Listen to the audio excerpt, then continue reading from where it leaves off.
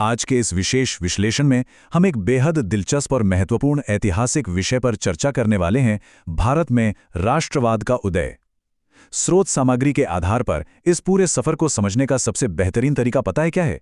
इसे एक विशाल बहुअंकीय नाटक यानी एक मल्टी एक्ट प्ले की तरह देखना। एक ऐसा नाटक जहां एक बटी हुई जनता धीरे धीरे कॉलोनियल रूल के खिलाफ अपनी एकजुट आवाज ढूंढती है। जरा सोचिए, अलग अलग हितों वाला एक इतना बड़ा क्षेत्र आखिर एक राष्ट्र की भावना में कैसे बदल गया। चलिए इस ऐतिहासिक नाटक का पर्दा उठाते हैं। इस सफर में हम मुख्य रूप से इन 6 पड़ावों से गुजरेंगे। पहला, मंच की तैयारी। दूसरा, मुख्य पात्र का हथियार। तीसरा, त्रासदी और असहयोग। चौथा, महान नमक मार्च। पांचवां, एकता की सीमाएं। और अंत में छठा, राष्ट्रीय पहचान का निर्माण। तो शुरू करते हैं भाग 1, मंच की तैयारी। हमारे इस ऐतिहासिक नाटक का पहला अंक एक ऐसे युद्ध से शुरू होता है जिसे भारत ने शुरू ही नहीं किया था। जी हाँ, प्रथम विश्व युद्ध। इस युद्ध ने भारत पर एक ऐसा आर्थिक और शारीरिक बोझ डाला जिसकी किसी ने कल्पना भी नहीं की थी। जरा सोचिए, एक ऐसे युद्ध का खर्च उठाना जो हमारा है ही नहीं। कर अचानक बढ़ा दिए गए और एक नया इनकम टैक्स थोप दिया गया। 1913 से 1918 के बीच बुनियादी चीजों की कीमतें सीधे दोगुनी हो गईं। गांव से युवाओं को जबरदस्ती सेना में भर्ती किया जाने लगा। और हां, जैसे इतना ही काफी नहीं था, 1918 से 1921 के बीच फसलें पूरी तरह बर्बाद हो गईं। ऊपर से एक विनाशकारी इन्फ्लुएंजा महामारी फैल गई जिसमें लाखों लोग मारे गए। इस भयंकर निराशा और त्रासदी ने आने वाले विद्रोह के लिए एकदम सटीक मंच तैयार कर दिया था। अब आते हैं भाग 2 पर, मुख्य पात्र का हथियार। इसी भारी उथल-पुथल के बीच जनवरी 1915 में हमारे नाटक में एंट्री होती है मुख्य पात्र की। महात्मा गांधी दक्षिण अफ्रीका से वापस लौटते हैं और अपने साथ लाते हैं एक बेहद शक्तिशाली वैचारिक उपकरण, सत्याग्रह। इसका मतलब सिर्फ सत्य की शक्ति नहीं था, बल्कि ये जन आंदोलन और पूरी तरह से अहिंसक प्रतिरोध का एक बिल्कुल नया और अचूक तरीका था। ये कोई आम रणनीति नहीं थी, बल्कि ये आने वाले पूरे स्वतंत्रता संग्राम की सबसे मजबूत नींव बनने वाली थी। लेकिन सत्याग्रह कोई कोरी थियरी नहीं थी, इसे जमीन पर परखा गया। 1917 में बिहार के चंपारण में दमनकारी इंडिगो सिस्टम के खिलाफ किसानों का संघर्ष हो, या उसी साल गुजरात के खेड़ा में फसल खराब होने के बावजूद भू राजस्व की मांग का विरोध, या फिर 1918 में अहमदाबाद में सूती मिल मजदूरों का विवाद। ये 3 शुरुआती लैब टेस्ट थे जिन्होंने साबित कर दिया कि ये नया अहिंसक हथियार वाकई काम करता है। इन्हीं 3 स्थानीय सफलताओं ने गांधी जी को एक निर्विवाद राष्ट्रीय नेता के रूप में स्थापित कर दिया। कहानी आगे बढ़ती है भाग 3 की तरफ, त्रासदी और असहयोग। जैसी जैसे विरोध की आवाजें तेज होती हैं, औपनिवेशिक सरकार उन्हें कुचलने के लिए आगे आती है। तनाव अपने चरम पर तब पहुंचा जब 1919 में सरकार ने कुख्यात रॉलेट एक्ट पास किया। महात्मा गांधी ने इसे सीधे तौर पर एक काला कानून कहा। क्यों? क्योंकि इसने सरकार को किसी भी राजनीतिक कैदी को बिना किसी मुकदमे के 2 साल तक जेल में बंद रखने की असीमित पावर दे दी थी। ये तो न्याय के हर बुनियादी सिद्धांत का पूरी तरह से गला घोटना था। और इस क्रूर दमन का सबसे खौफनाक चेहरा 13 अप्रैल 1919 को पूरी दुनिया ने देखा। अमृतसर के जलियांवाला बाग में बैसाखी मेले के दिन एक शांतिपूर्ण भीड़ इकट्ठा थी।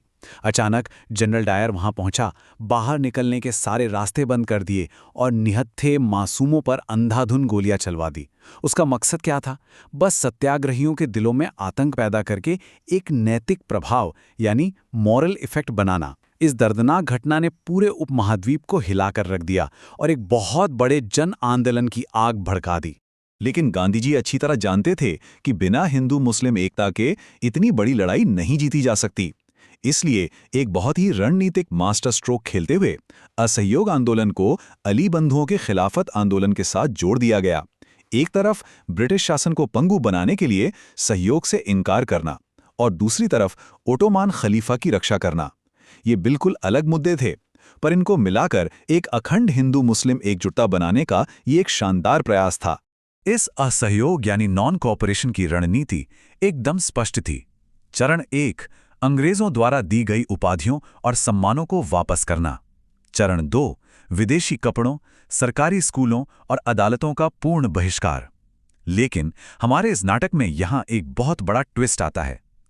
1922 में चौरी चौरा में जब एक भीड़ अचानक हिंसक हो गई तो अहिंसा के पक्के समर्थक गांधी जी ने बिना किसी झिझक के इस पूरे विशाल आंदोलन को तुरंत रद्द कर दिया।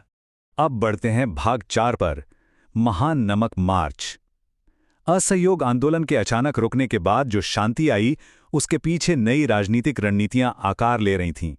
1928 में जब साइमन कमीशन भारत आया तो पूरे देश में उसका स्वागत एक ही तीखी गूंज से हुआ, साइमन वापस जाओ। इस कमीशन का उद्देश्य भारत में संवैधानिक बदलावों का सुझाव देना था, लेकिन सबसे बड़ा अपमान यह था कि इसमें एक भी भारतीय सदस्य शामिल नहीं था। देश हमारा और कानून बनाने वाले सब बाहरी।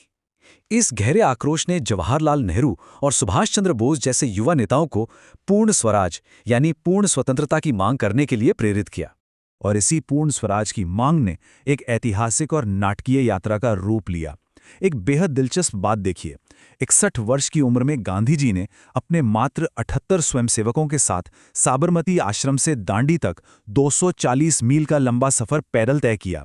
और इस विरोध का प्रतीक क्या चुना गया? नमक, एक ऐसी आम चीज जिस पर टैक्स थोप दिया गया था, लेकिन जो अमीर और गरीब दोनों की सबसे बुनियादी जरूरत थी। 6 अप्रैल को समुद्र का पानी उबालकर नमक बनाना सिर्फ एक रस्म नहीं थी, ये एक बहुत बड़ा शिफ्ट था। ध्यान दीजिए, असहयोग आंदोलन में लोगों से केवल अंग्रेजों का सहयोग न करने को कहा गया था, लेकिन सविनय अवज्ञा आंदोलन यानी सिविल डिसोबीडियंस में सीधे तौर पर ब्रिटिश कानूनों को तोड़ने का आह्वान किया गया था। ये जन मनोविज्ञान में एक आक्रामक बदलाव था, जिसने पूरे देश को एक नई ऊर्जा से भर दिया। आइए अब देखते हैं भाग 5, एकता की सीमाएं।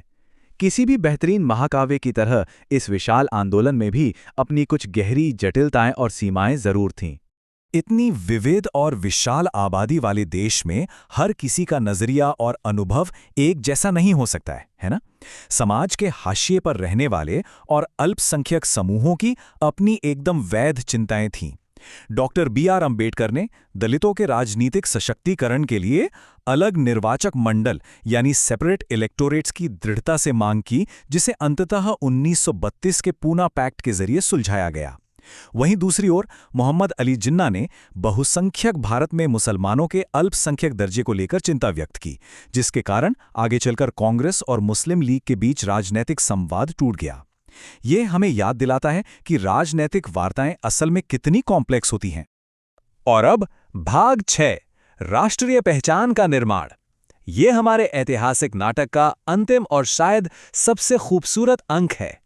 एक राष्ट्र केवल राजनीतिक संधियों और विरोध प्रदर्शनों से नहीं बनता, वो लोगों के दिलों और उनकी साझी संस्कृति में आकार लेता है। करोड़ों लोगों में एक होने की भावना जगाने के लिए कला और संस्कृति का बेहतरीन इस्तेमाल किया गया। बंकिम चंद्र चट्टोपाध्याय द्वारा गढ़ी गई भारत माता की छवि ने पहली बार इस अमूर्त राष्ट्र को एक मात्र रूप दिया।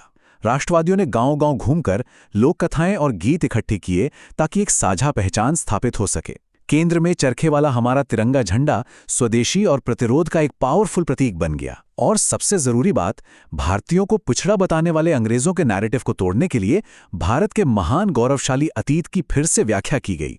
तो आखिर में इस पूरे विश्लेषण के सार पर आते हैं, जहां एक बहुत ही गहरा सवाल सामने आता है। अगर एक राष्ट्र का निर्माण सड़कों पर किए गए राजनीतिक संघर्षों और लोगों की सामूहिक कल्पना से बुने गए प्रतीकों से मिलकर होता है, तो क्या हमें ये नहीं सोचना चाहिए कि अतीत के यही प्रतीक और लोक कथाएं आज और कल की हमारी वास्तविकताओं को कैसे दिशा देते हैं? ये सोचने वाली बात जरूर है। इस वैचारिक यात्रा में साथ जुड़े रहने के लिए बहुत बहुत धन्यवाद। मिलते हैं अगले ऐसे ही किसी दिलचस्प विश्लेषण में।